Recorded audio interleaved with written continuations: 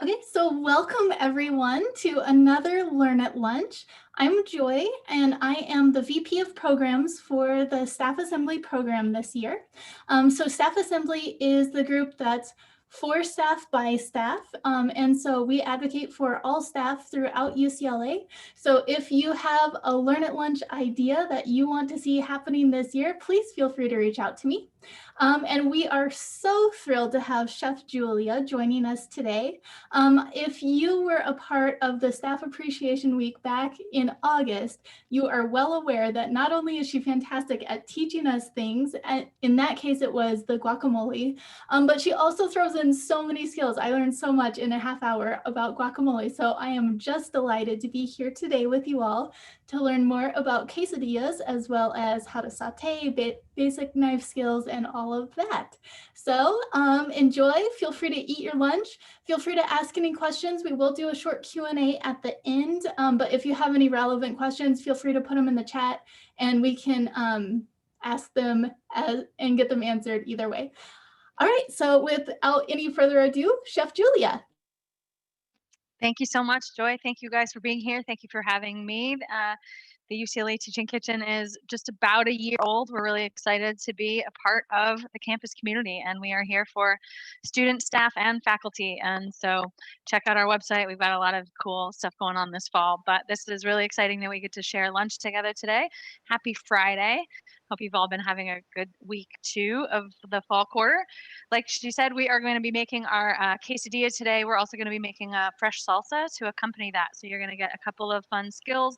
And I will read off some of the measurements and amounts if you wanted to take note, but we can also make sure that you guys get access to the recipe afterwards if you want that. So without further ado, I'm going to start making the salsa first. If we made our quesadilla and it would be really nice and fresh and hot and melty, and then we stood here making our salsa, our quesadilla would no longer be fresh and hot and melty. And so we want to make our salsa first so that can kind of set, it'll also develop more flavor the longer that it sits with itself and marinates. So we're going to do that first, and then we're going to get into the prep for our quesadilla. Excuse me, I just need to grab little bowl. So you would want to make this in a pretty small bowl. You can make a giant batch of salsa if you have a family at home or you're making enough to use all week or for a couple of weeks. Fresh salsa can last in the fridge for a really good amount of time without a lot of preservatives or added stuff to it.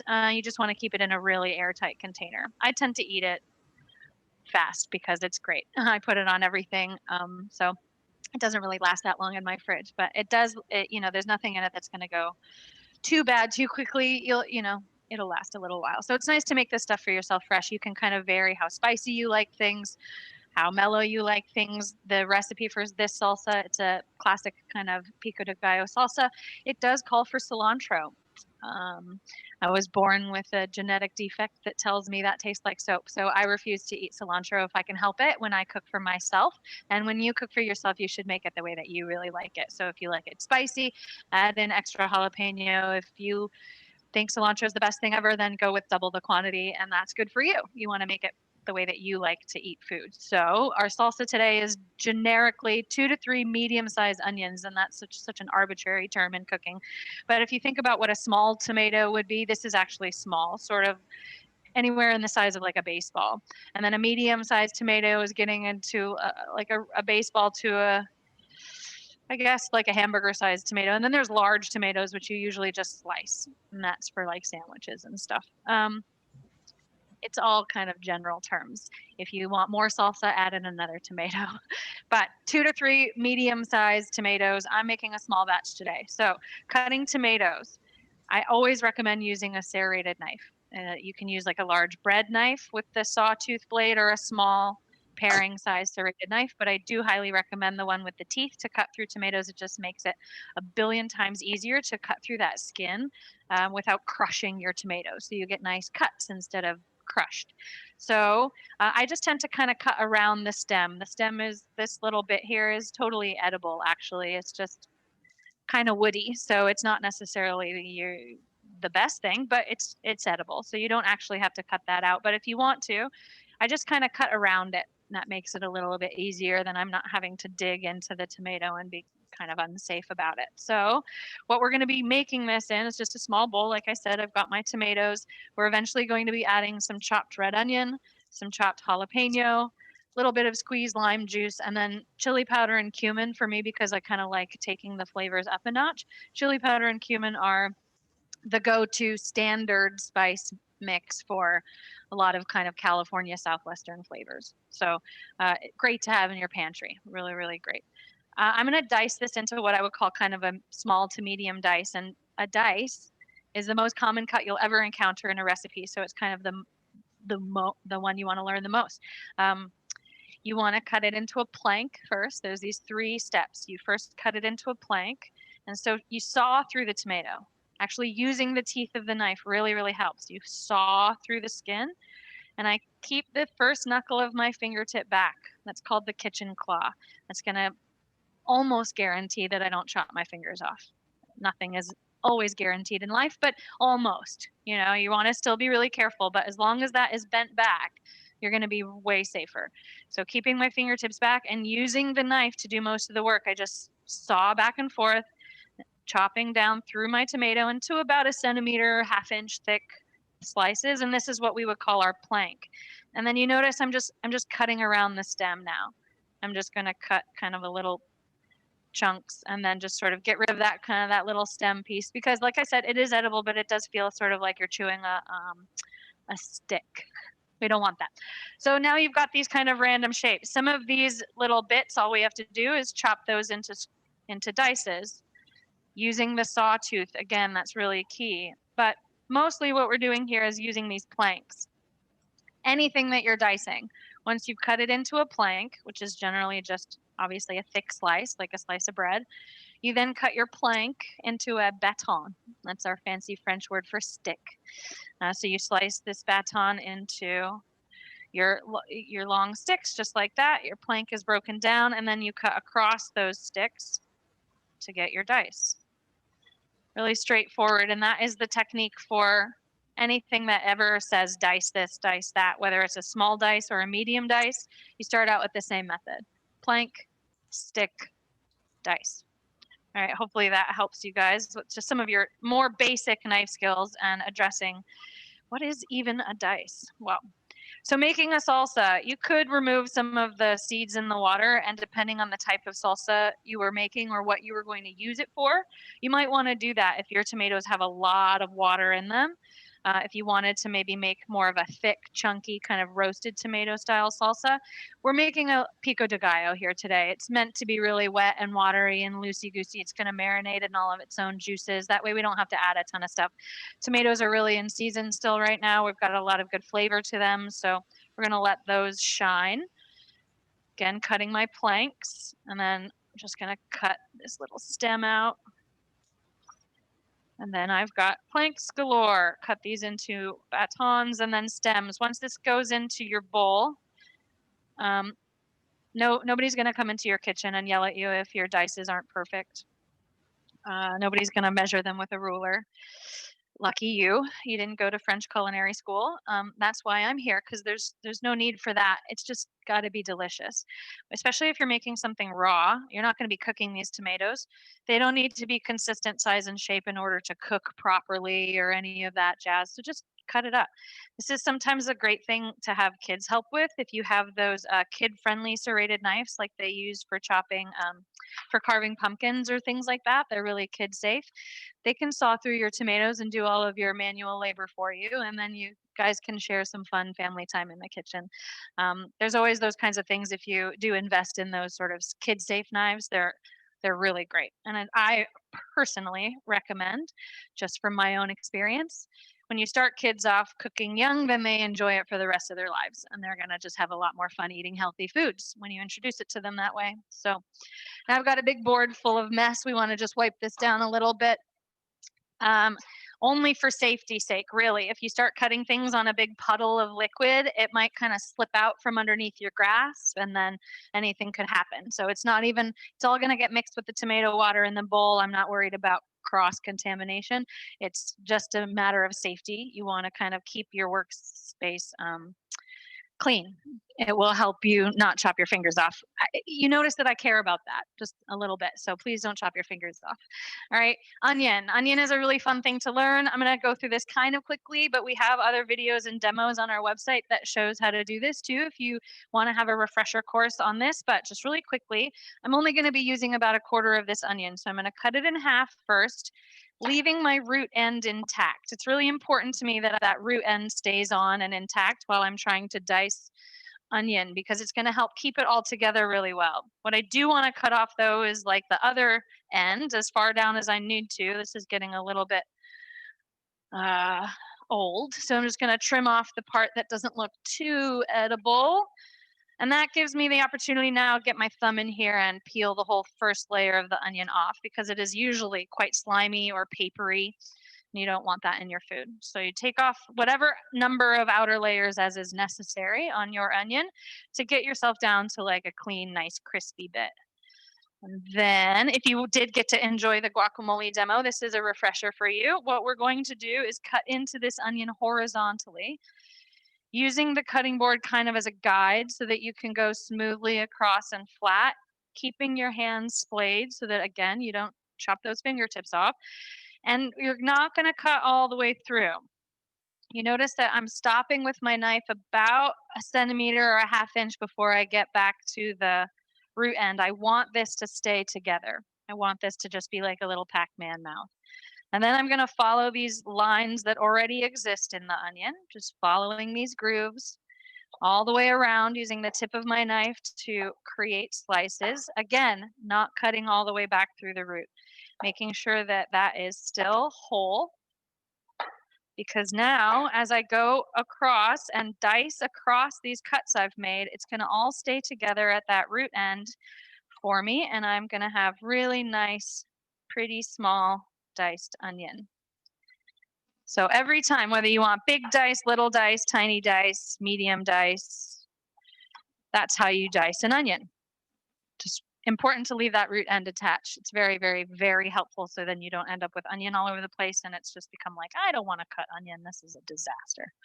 So making it easier for yourself makes you want to do it more. All right, adding our onion into our tomato.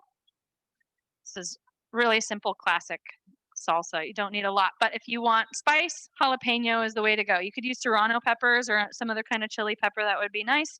Jalapeno is a classic flavor and it's got spice, but not so much that it's going to like punch you in the face.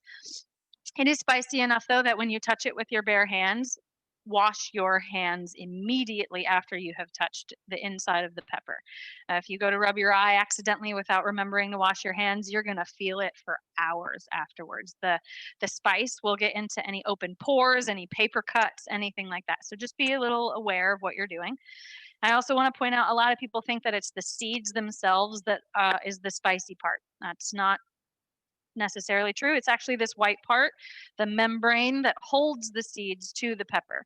That's where all the capsaicin, the spicy chemical, that's where it lives. So if you like spice, leave all that in there, seeds and all. Just leave the whole thing. Chop it all up and throw it into your salsa, which is what I'm going to do because I really like spicy food. If you don't like spicy, but you want the flavor of the jalapeno, then cut all of that out, removing every last bit of that membrane and you will have a far less spicy pepper to deal with. So if you've got kids or if you want, if maybe it's just a little too much for your sinuses today, then remove a little bit more of the the membrane than you would. I'm just going to cut the stem out because I definitely don't want that. That's not delicious. But I am going to just chop this all up for myself because making it for yourself means you get to make it however you want. So I'm just going to slice this into my sticks. Again, I want my batons. And then I'm going to slice across my batons to get my dice. Now, when something is extremely flavorful, like garlic or like jalapeno peppers, something that has a really big amount of something to it, whether it's a big amount of flavor or amount of spice or whatever, you want to spread this out as much as you possibly can. You want to distribute this flavor really, really well so that we're not biting into a giant chunk of spicy jalapeno. And so then the next bite you take doesn't have any jalapeno in it. You really want to distribute the love. It really is love, you guys. This, oh, it smells so good. I love fresh jalapeno. Okay, so I keep the tip of the knife on the cutting board and my hand on top as a safety guide, also, because then I know where my fingertips are, right? And then I just rock downward, leaving the tip of the knife on the cutting board at all times. That's way safer for your hands and for your knife. The sharpness of your knife is going to last a lot longer if you're not doing that. Please don't do that. It's not good for your knife and it's not good for your fingertips. You might accidentally get something involved there. So a nice steady up and down rocking motion. It's much safer and it actually gives a nice cleaner cut without bruising all of the food that you're cutting. All right, so I've got my excuse me, frog in my throat. I've got my minced jalapeno right there in my bowl, and then if you were adding cilantro, you would add about a quarter of a cup. So 2 to 3 tomatoes, about a half of a red onion, half to 1 full jalapeno, about a quarter of a cup of cilantro. If you like cilantro, go to a half a cup. I envy you. I really do. I wish that I liked it because I really do. I love Thai food. I love Indian food. I love Mexican food. It just all tastes like soap.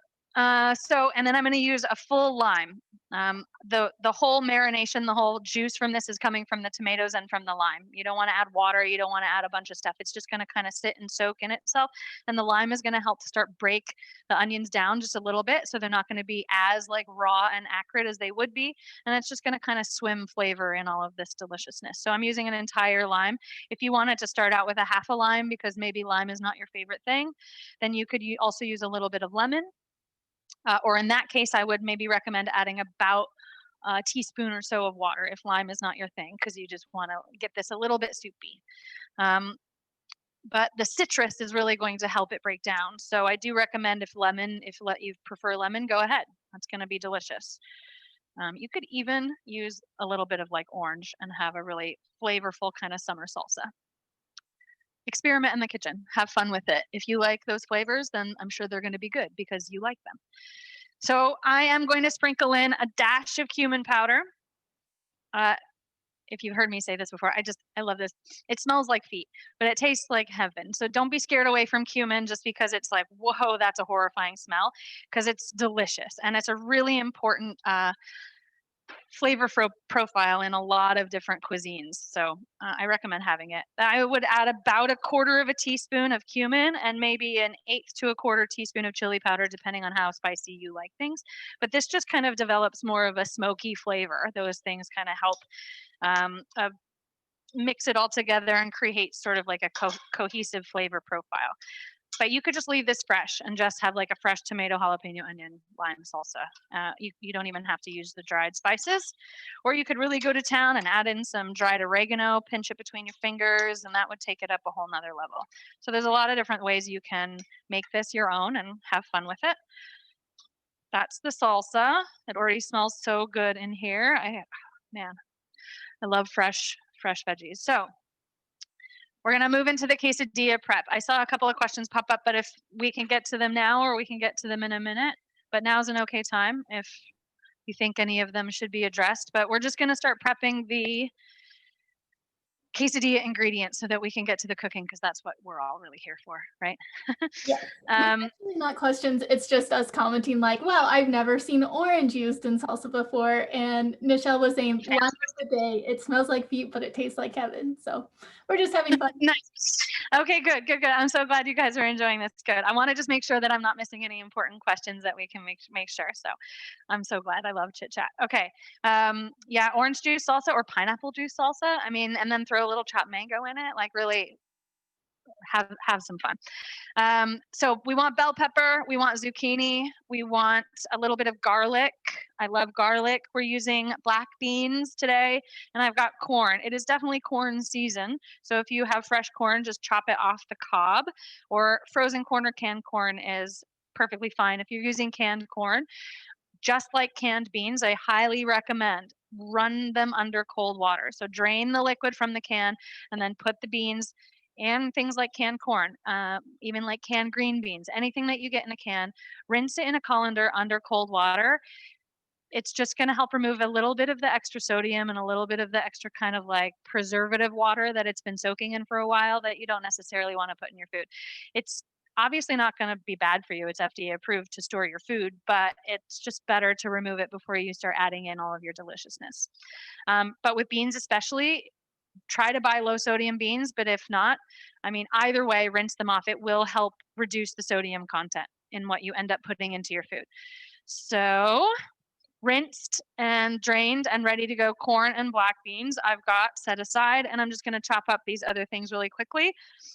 If you don't like zucchini, maybe you could use like a little green bell pepper or some baby spinach or some other kind of green veggie that you want to mix in. You just want to make sure that you're getting the, vitamins that are really good for us. I find this quesadilla a great way to kind of sneak in vegetables for kids because they think they don't like them, but when they're smashed together with melted cheese and flavor, then they don't even really know. It's more of just like a texture rather than a taste. So it's a great way to kind of hide them and then get them to realize that they don't hate vegetables as much as they do. So you cut the ends off your zucchini just because that's what we do for this situation. The stem of a zucchini, though, just as a really random sidebar of trivia, this is edible. This is where the flower grows from, and that entire bit, the flower, the stem, the connection to the zucchini fruit, totally edible. And so if you get that on a fancy fine dining plate where they've left the stem on, don't think that they messed up. It's just they don't want to waste the food. I think that it doesn't saute down to the nice texture that the rest of the zucchini fruit does when we saute it for our quesadilla. So it creates kind of like a weird extra chunky bite when you bite into it that the rest of the veggies don't add. And so I don't want to put it into the quesadilla. I'm not throwing it away though. Great for veggie stock, great for making other sauces. Chop it up and put it into my pasta sauce because nobody's going to notice it in that sense. Lots of ways you can use things without throwing them away, a little bit more sustainable. I'm going to chop this in half lengthwise. And this is a little wishy-washy because it wants to roll around on me. And this is where you want to be extremely aware where those fingertips are. I'm holding it as far away from my knife as I can on this side with my finger claw, like my fingertips bent over. And then I'm going to get my knife tip down and slide through. Right? That's sort of the safest way for you to be in control of where the knife is rather than trying to like hack it down and then the zucchini is going to roll over and you're actually going to hack through part of your hand. All right? But then once you've got it on a flat part, that's nice and safe. Cut things when it's got its flat side down. I'm going to cut these in half. Again, tip of the knife first and just slice down. It's kind of a guillotine. It makes it a little bit cleaner and safer of a cut. I'm going to cut these into thin, like triangles. It's sort of just a cross cut across those quarters that I made. And I'm cutting them kind of thin so that when they go into our quesadilla, they are not going to be really chunky and have sharp edges on them and break our tortilla. So they're going to cook down and tenderize and soften up nicely and then not become like a weapon inside the quesadilla. We don't want anything that's going to tear open that lovely outer shell. We want to keep all of our insides inside. All right, so I'm just going across this cut, kitchen claw always, down and then slice. That's sort of how I try to cut everything that I do. I got your zucchini ready to go. And then bell pepper. I'm not going to be using this this massive jumbo bell pepper. So I'm just going to cut like one side wall off of it. Again, we want a plank so that we can dice it. So it's really easy. You start at the stem and just cut around the seed pod. So this as a whole unit will last longer in my refrigerator than it would if I cut the whole thing apart but then didn't use it. So I want this to last longer, so I'm going to leave that whole. That's why for this situation I just wanted to cut off one side of the pepper rather than cutting it all the way in half or anything like that. I hold the bell pepper as far away from my fingertips as I can. So again, why? I don't chop them off. And then I'm going to type a knife tip down on the board, slice downward into strips. It's the same thing we just did with our jalapeno, except in much larger format. As you get close to your hand, slow down, be careful, and then you've got your last strip there. You're going to cut across these strips into your dices. Everybody's getting it, right? Plank, baton, dice. We want to go pretty small dice on this. So again, so that these veggies break down nicely and incorporate really well into our quesadilla and don't become very sharp. So I'm just cutting across those cuts we made. You notice the more you practice, the faster you get at that concept of tip of the knife down, rocking up and down. And you can just go across everything very quickly and safely. And I really do guarantee you, I paid a lot of money and went to culinary school for a long time to come out with a lot of skills, but mostly what I use every day are my knife skills. So just practice. Maybe cut one thing a day and then use it as like a salad topping or a meal prep, but just sort of practice gaining that confidence of safely chopping downward, keeping that knife tip down, keeping your fingertips safe. From Monday to Friday, you will be 10 times faster than you were when you started. I promise. It just takes a little bit of practice over and over and over. All right, our garlic. A lot of people have are annoyed with garlic and then they don't use it because it's tedious. But I want to help solve that for some people. Um, you just smash it to smithereens.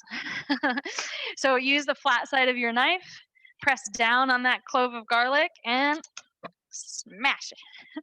It's kind of fun. And then the peel will just come off like a jacket. Just comes right off like paper. And it should look at it making me look foolish. No, there it goes. So depending on the size of your clove of garlic, 1 to 2 cloves of garlic for this recipe is fine. If you don't like garlic, if garlic is not great for your stomach, that's perfectly fine. Sometimes garlic powder is a little bit more mild and not as acidic. So if that's sort of a dietary concern, I recommend that. Otherwise, you can use like shallot as sort of a milder onion flavor. But if you don't like garlic, don't use the garlic. That's the fun of making it for yourself.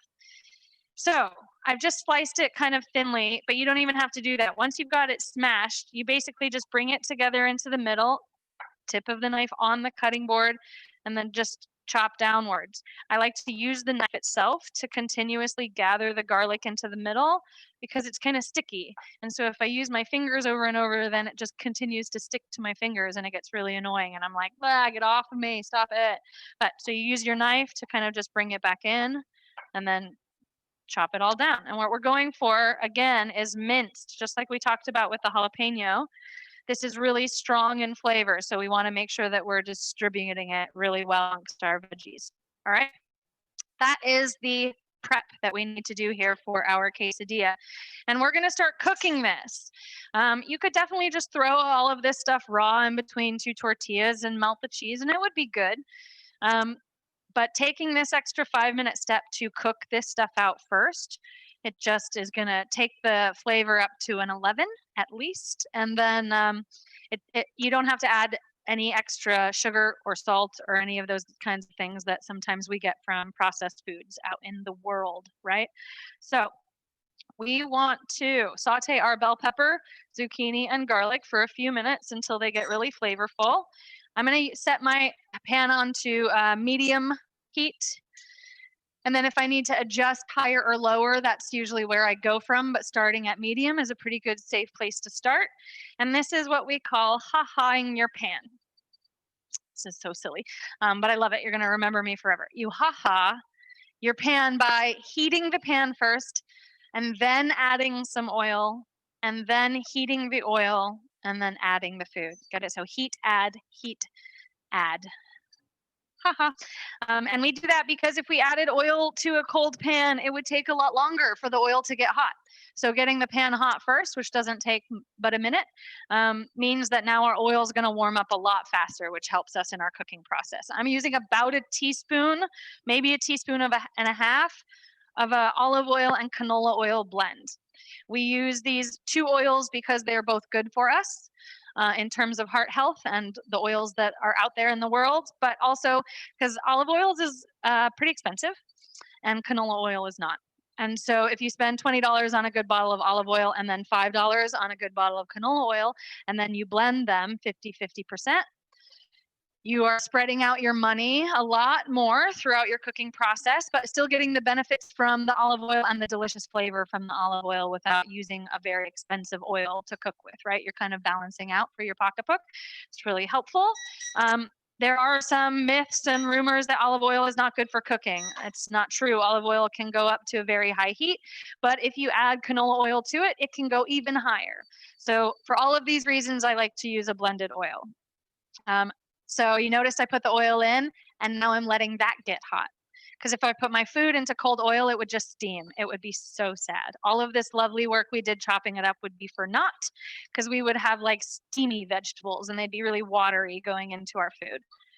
So now that my oil is warm, I'm going to add in my veggies, and you should hear a sizzle when you've done that, if you've ha-ha'd correctly. I'm sorry. Then you should get a nice. That's the whole point of sautéing. If you saute in a cold pan, then all you're doing really is well, that's definitely not sautéing, I guess. Would just be like steaming or just kind of like looking at it for a really long time while it gently warms. We don't want that. We want to saute. It develops flavor. When you get a caramelized effect on the outside of your food, that caramelization, what that is actually the natural sugars and the aminos inside the food browning, heating up and creating a surface contact. It's called the Maillard reaction, Maillard. It's a French guy who discovered the process. The Maillard reaction is when those sugars and proteins react with the heat and they brown. So you get that caramelization, and that's what we want. That develops the natural flavor in the food that you're eating. I haven't added any salt. I'm not adding a ton of that until maybe towards the very end, but we don't need. I want these to taste like what they taste like, because fresh, really good vegetables taste great. And so I just want them to taste like what they do. So I'm going to toss this a little bit. You can see, hopefully, that I'm getting that good browned effect going on some of my zucchini. The induction burner yells at me when I lift the pan away from it. That's what that beeping is. I apologize for the loud noises. It needs to have surface contact. See, it doesn't like when the pan goes away. It's a magnetic reaction. And so when the pan is gone, it's like, wait a minute. So that's what that is. Don't think that there's an explosion about to happen. I'm sauteing this now with very little oil. We don't need a lot of that, especially if you've got a good nonstick pan, which I do highly recommend. If you have in your arsenal maybe one good cast iron skillet and one good nonstick skillet, then you can change the world. You can do almost anything if you have those two pans, as long as they can go into the oven. There's no shame if you have pans that have plastic handles. We all make mistakes. But I do recommend in your future, when you buy new pans, nothing with plastic, because then you can go from stovetop to oven without getting a whole new pan dirty or worrying about a dish. That's why I really do like cast iron or these kinds of pans that have metal handles. All right, so I saute these until the point where I've got a really good browning caramelization effect on the zucchini. My garlic is extremely fragrant. Like, once you can start to smell garlic, then you probably want to stop or slow down the cooking process, because browned garlic is not necessarily the best thing. It can start to taste burn pretty quickly. So once you smell it cooking in the pan, that's usually the sign that, like, okay, that's good. You want to kind of turn the heat down before it goes a little too far. Garlic is one of those amazingly aromatic things that when you smell it, it's like, I'm done talking to you. Listen to your food through your nose, I guess, is what I'm trying to say. All right, so we've got this sauteed down. You can taste it for yourself, but we're going to be adding in the corn and the beans. So this is going to add some moisture, which is why we wanted to saute this stuff first, so that it could get that really good caramelized effect before it got kind of steamed out by any of the moisture that might be added from the corn and the beans. All right, so we're adding in corn, black beans, a little tiny bit of salt, but I would wait until the very end to do that. As much black pepper as you want. That is a personal preference. I can't tell you how many people ask how much pepper to put in stuff. Salt affects not only the nutrition of the food, but it really drastically tastes like salt or not salt, right? That's not something you want to go overboard with. But if you like black pepper, then my God, there probably isn't enough black pepper in the world for you. So make it how you like to put in there. It doesn't change the nutritional value of your food whatsoever. In fact, I don't know, we have way more nutrition experts around at UCLA than me, but from what I get to learn from them all, I think there actually might be some good qualities in black pepper. So you're probably only adding good stuff, right? Especially if you like the taste. But I know you're not adding anything bad. There is absolutely nothing bad about black pepper unless you have digestive issues, which then don't use the pepper. All right, I am going to also add more chili powder and cumin to this. This is sort of the mother sauce of flavor, and it's just a good standard blend for our Southwest flavors, which we're trying to use today. I like spicy, so I would go with about a quarter teaspoon of the chili powder, but if you don't like spicy, don't put the chili powder in. The cumin, again, about a quarter of a teaspoon. It's just going to make it taste more earthy, more Latin, more flavorful, and also adding more dried spices and dried herbs if you wanted to also means that you can keep the salt content really low because you're adding flavor in lots of other ways. So that's really helpful for our overall health. We want to have really good tasting food. Like that's definitely, I'm not here to tell you not to make your food taste good. But if you buy this, certain things out into the world, they're going to make it taste good by adding in a lot of sugar. And that's definitely not how we want to do things. So I've got my corn heated up. My black beans are starting to get warm. Those are obviously already cooked. We don't need to cook them per se, but we want them to get folded together in a medley of deliciousness with these sauteed veggies and the spices. So I'm going to turn that off. That's basically it. We just kind of want to get this so that it's tenderized, cooked down a little bit, but mostly like full and jam-packed full of flavor. I'm going to just set this right over here because we're going to assemble our quesadillas really quickly.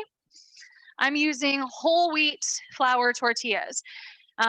You can get at some places large size corn tortillas, and I do really recommend trying those more in your diet and in your life because they are whole grain, and they're better for us than flour tortillas if you eat a lot of tortillas, right? Try to maybe mix in the corn every other time or something. And if you get the large size corn tortillas, you can still make a really kind of nice, large, crispy quesadilla.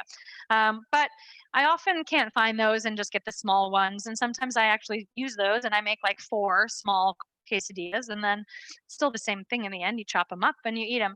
But switching up using corn tortillas with flour tortillas, at least maybe every once in a while, goes a long way to adding in more whole grains into your diet. But if you're going to use the flour tortillas, then I do also recommend getting the whole wheat because then it's just less processed and you're putting in some good whole wheat into your body. So whenever you can make those choices, it's a good idea. And in this case, like some people don't like the taste of the whole wheat quesadilla.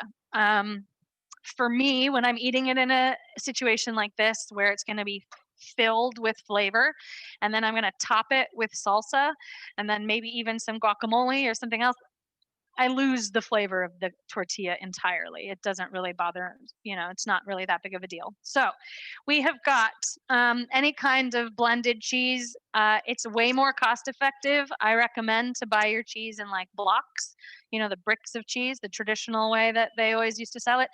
And then, wait for it, you can freeze it. So I get the really big family bricks of cheese, which is way too much cheese for me. It's going to go moldy before I can use it. And I cut them into thirds. And then I keep 1/3 out and I use that for my sandwiches or shredding or whatever I might want cheese for throughout the week. And the other 2/3 I freeze, wrap them very, very tightly, and then pop them in the freezer. And then I take one out when I've used up my thing. It's magic. It freezes fine. Nothing happens to it. Like it doesn't change the consistency. It doesn't change anything. You let it thaw and then it shreds and it slices and it cooks and it melts and it works perfectly. So, surprise, cheese freezes. That's why they put it on frozen pizza, right? It's fine. So, buy those family style things if cost is an important thing and you use cheese a lot for like the kids' sandwiches or whatever else. It's way more efficient. This happened to be on sale this week. So that's another way to shop for meal prep or think about different things. If you're going to be using something for a bunch of different things throughout the week, look for options that are on sale. This bag of Mexican style 4-cheese rustic cut blend, which I have never even heard of before. It's sort of like large shreds for some reason. This was way on sale. So I got this because that is a really great way to shop and plan for your weekly budget. Um, you don't have to, like, if the recipe says finely shredded, but it's just going to get melted, it's probably okay. You know, you kind of want to think about what's best for your life, what's best for your family, what's best for your pocketbook. So I'm going to put a small layer of the cheese down first, just so that we create a layer of meltiness. And then I'm going to top that with some of my delicious sauteed veggies. And I want to make it very clear that my fingertips are made of asbestos after 16 years of working 12-hour shifts in a kitchen. So I can touch this very, very hot food without feeling anything. But please don't do this. Please don't do what I do. While your veggies are still hot, use a spoon. Use a safe utensil. Use something that you can scoop it up with and then sprinkle it out over your quesadilla. Maybe use a fork to help you spread it out if you need to, or wait for that veggie mix to cool down a little bit more, and then you can like have the kids help build the quesadillas, right? Um, just don't be like, well, Chef Julia grabbed it. Oh my God, why did she grab it? So hot. I don't feel anything anymore. I can't even use the fingertip thing on the back of my phone because my fingertips are so messed up from years of grabbing hot pans when I probably shouldn't have. Tiny bit more cheese on top. And this isn't like we're increasing the cheese amount. We're still using what we would normally use. We're just putting a little bit of it on the bottom and then a little bit of it on the top, because that's going to melt all of our delicious filling together so that it doesn't just come crumbling, tumbling out the sides after we finish cooking. So this extra layer of cheese kind of just helps stick it all together. This is our glue. And that, ladies and gents, is our quesadilla. Voila. So it just kind of manhandle it. It really does take a little bit, just squish it down. You're not going to hurt anything. What you're going to do is actually kind of congeal it all together for a minute, which will help you when you cook it. And now the cooking part. This is definitely fun. So I've got another clean nonstick skillet. If you have your cast iron, that would work great for the quesadilla too, because it's going to create a hot, crispy crust. Cast iron is really good for heat conductivity for that reason. It's just heavy and it holds its heat really well once it gets hot. So it does that'll give you a nice crispy browned tortilla. But the nonstick will work just as well. So whatever skillet you have, maybe you just wipe out the one that you just sauteed your veggies in, then that's fine too. I'm just going to use a wee bit of pan spray for this, actually. You could use a touch of canola oil. You do want a little bit of cooking fat, some kind of lubrication. If your nonstick is pristine and you have an issue with like intake of fat and you want to be really, really careful, then you don't have to use oil. You can just brown your quesadilla right on your hot nonstick pan, and it would just get kind of like a dry, crispy, good cooked tortilla outside. I'm going to just give it like one little coating of pan spray. I think I'm out of pan spray. Just so I get a tiny bit of crispiness, and like an extra crispiness without drying out, because I just kind of don't like a dry tortilla. But it's barely any oil in that pan because I don't want it drying. Okay, right? It's really careful. I'm ha-haing my pan though. I hope you notice that. I still want to let that pan get hot before I put any of my food into it. Otherwise, it's just going to be like a steamy exterior, and we don't want any soggy bottoms. You know, do you watch the Great British Baking Show? It's my favorite. Okay, we don't want to do that. Gently lifting it up. Uh-oh, I think my other camera froze. Yeah, my overhead camera is frozen. I don't know what happened. Huh. Sorry, guys. I'll try to fix that in a second, but I want to get this into the pan. You want to lift this up carefully.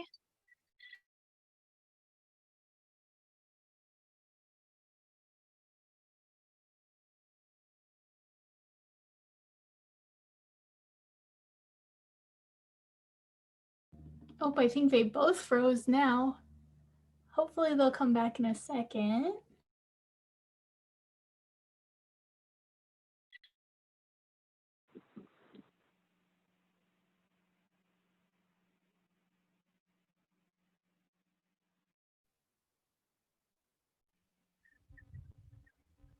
Yeah, no, yeah. Oh, I don't know what just happened. Can you hear me now? I can hear you, but I can't see you. Uh-oh. Uh, I I can see Can hear myself. you. Okay. Can Hi. anybody see me? Hi. I can see. What You can see me? happened? I don't know. My iPad like kicked me out. It's like I got kicked Oh, out and then I'm back in the session. same here. Oh, strange. Weird. Um, We're as in the long same as boat. okay. How weird. I'm just seeing black squares for both the overhead and your normal video. I'm not sure if there's a Um, button you have to click.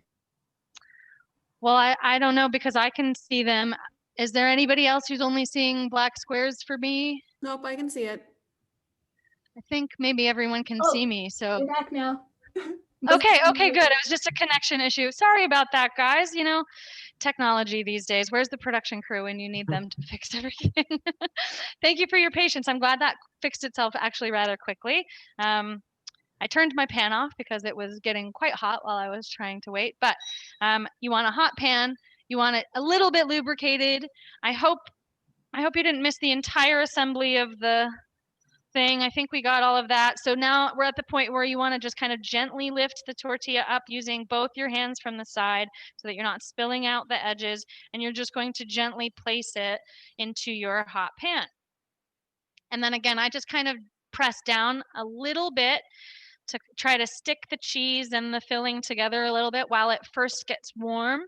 But be really careful, you're working with a hot pan. You don't wanna get yourself, like, hurt. You wanna be really aware of what you're doing. So use a spatula or, like, your long spoon, or my favorite tools in the kitchen are my tongs, because even though my fingertips are very, careless, I can't actually stick my hand into a pot of boiling water, but when I pretend that this is my hand, my handy dandy metal hand, then I can reach into anything. And so this is honestly my favorite tools in the kitchen are my hands, and then my tongs and my knife, probably tied for second place. um, we want to let this get nice and browned, nice and toasty and crispy on one side. If you are using pan spray, I just spray the other tortilla. Just give it a little quick burst of like oil. Using pan spray is actually kind of a clean way to portion control how much oil you're using, because that little aerosol spray, it uses way less than like a quarter of a teaspoon. It's like a teeny tiny bit of oil each spray. So you're actually using less than you would be if you were pouring oil right into the pan. I am going to give this a flip, and I'm going to use my tongs. You can use a good spatula to kind of get underneath it. I again just like to use my tongs so that I can get all the way under, and then this is sort of the fun messy part. You just really quickly flip. All right, so I've got a nicely browned, charred. There's that beautiful fine line between what we call charred in a kitchen and what you would call burned. And this is definitely charred. It's browned. It's like got that, when you cook a tortilla right on the fire, if you've ever done that, it's like the most wonderful smell. Just sort of envelops the whole house with delicious flavor. This is that. This is a nice charred tortilla. You can make yours as crispy or as not as possible as you want it to be. But using a spatula and then kind of getting under and folding it over is probably the safest way to flip it. But honestly, just kind of going for it. Either way, you're probably going to lose like one tiny bean or one tiny something. But having the confidence and just doing it, you're probably going to do better than if you're like, I don't know. The hesitation is where you flip the food incorrectly. So just do it, right? And then I'm going to flip this back out onto my board, kind of like that. Not very graceful, but it's helpful. It just gets it out there without me having to get into a hot pan with any more tools. So I want to slice this into whatever portion you might. Slicing it into smaller pieces for kids is really great because they don't need as much, but then they can share and everybody gets lots of little pieces. I just cut it into like sixths or fourths, sort of depending on how I don't know, dainty you feel today. And then, oh gosh, it smells so good. And then if you have taken a workshop with me before or you've listened to me talk about food in general, you've heard this before, so I'm going to repeat myself. Presentation matters. even when you're just making yourself a little afternoon snack, because you matter. And eating healthy, delicious, wonderful, beautiful food is really special. And it's one of the nicest things that you can do for yourself, especially when you've just worked and made it taste exactly the way that you want it to taste. So taking the extra like 30 seconds to actually present it to yourself on a plate or in a dish or however it needs to be presented, it goes a long way to making yourself feel special, and you're worth that. What's that line from uh, Parks and Rec? Treat yourself. You deserve that. So I'm going to put a little bit of my delicious salsa on the side. I'm going to kind of present this so that I feel proud of what I've done and I feel excited to eat my healthy meal, and I can share it with all of my friends and people on Instagram and feel even better about myself. If that's what I need today, then you know what? It's worth it. It's okay. You deserve that. The salsa has sat there and gotten like even more flavorful and amazing. It just looks so fresh and colorful. I really hope that you guys try these recipes. If you were taking any kind of notes, cool. But we do have access to sending the recipes out, so we'll make sure that you get them if you want them.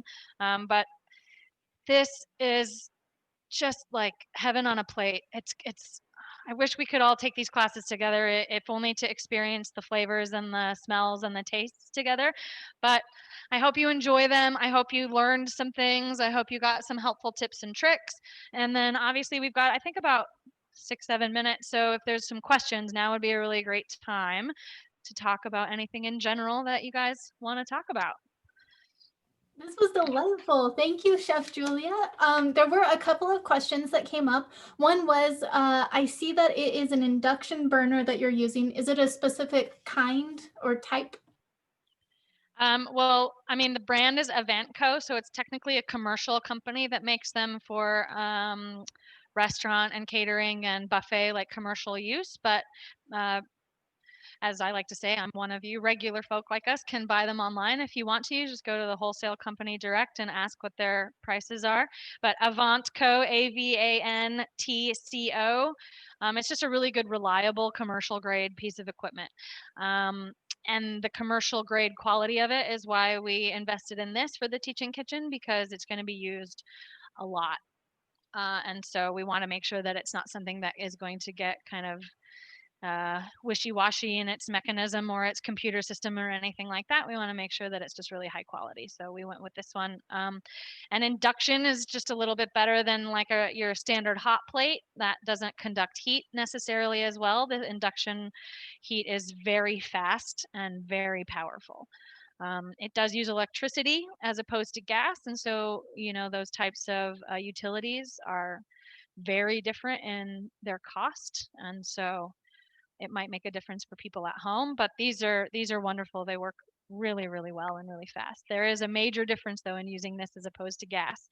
And if you have any experience with any kind of electric stove, then you understand. If I had left my food in this pan, even though I turned the whole machine off, my food would be completely brown to smithereens at this point. It stays so hot for so long on this glass surface that it's ridiculous. Whereas your gas burner, you turn it off and about 35 seconds later, the whole thing is cold again. So there are pros and cons. Obviously, you just kind of have to learn how to adjust for them. The thing about induction though, and you need to be aware of if you wanted to maybe invest in one for some extra cooking, you have to have the right kinds of pans because it is induction with that sort of magnetized system inside. It only works with cast iron or stainless steel. It won't work with aluminum. So if you have all aluminum pans at home, this would be a waste of an investment for you, because then you'd have to buy all new pans too. Good to know. So that's Okay. yeah, helpful question. Fun. Another question I have, cheese freezes. My mind is blown. So when you're pulling it out from the freezer, do you thaw it just by sticking it in the fridge? Do you leave it out on the counter? Like, how does that work? Definitely put it in the fridge. That's a really good question. I would recommend, unless some recipe tells you very specifically to like thaw out the puff pastry, for example, or the frozen pie shell. It says thaw it on the counter for an hour before using it. That's fine. pretty much anything else I would never thought on the counter. Like my mother thawed our chicken on the counter from morning until dinner time, and I'm lucky to be alive. Don't do that. You want to defrost things safely in the refrigerator. So whenever it comes out of the freezer, it should go like towards the bottom shelf of your fridge in case there's any kind of condensation or water mess. I like to put things like on a dish or a towel, and then it'll thaw out safely over the next 12 hours, or overnight or something in your fridge. If you need something right away and you forgot to pull it out last night or this morning, the defrost setting on the microwave is honestly one of the safest options to use if it's something that can be used for that, like a meat or a protein or a large piece of something you want to thaw it out halfway so you can start breaking it up like cookie dough.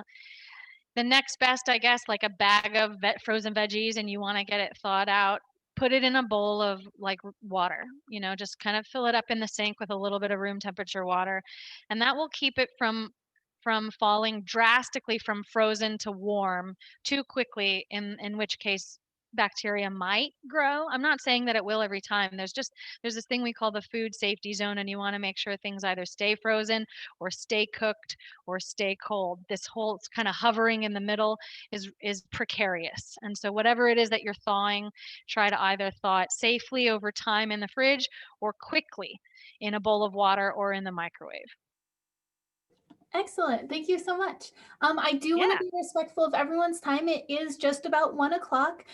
If you do have any additional questions, feel free to follow up with Chef Julia and the Teaching Kitchen. We're so excited to have you. We're so excited for when we're back on campus and we can all be eating these at this moment at the end of the session. So be on the lookout for that when we are back on campus. I will send a follow-up video and we can include any of these recipes and links to join the Teaching Kitchen's email list and all of that. So be on the lookout for that next week as well. Thanks again for joining and have a great afternoon. Thank you, everybody. Thanks for having us. Thanks. I can't wait to eat this. Yeah, I wish I was there to eat it too. It looks so great.